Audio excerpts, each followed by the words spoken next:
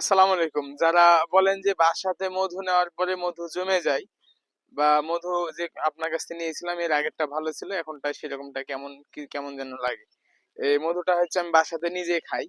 এটাতে বাসাতে খাওয়ার জন্য, এটা ইনটেক না, বাসাতে খাই নিজেই। কিন্তু যারা মধু নেয় এই মধুর ক্ষেত্রে দেখা যায় যে বিভিন্ন কমপ্লেন করে, কিন্তু অরিজিনাল প্রাকৃতিক চাকের মধু আপনার দেখা যাচ্ছে যদি লিকুইড নিয়ে থাকে এরপর একবার চাক সহ নিবেন আমার কাছ থেকে।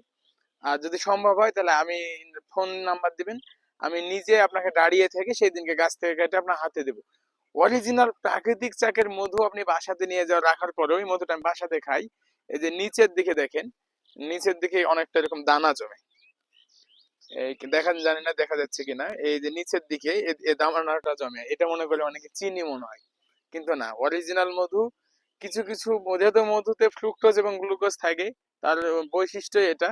তো অনেক সময় দেখবেন যে মধুর নিচে বাসাতে যারা মধু নেন খাওয়ার সময় দেখবেন যে এইরকমটা অনেকটা সময় আপনার হচ্ছে কি বলবো, চিনির মতো মনে হবে, কিন্তু আসলে এটা চিনি না, এটা খাইতে আরো ভালো লাগে। কিন্তু দীর্ঘদিন পুরানো না হলে আবার হবে না।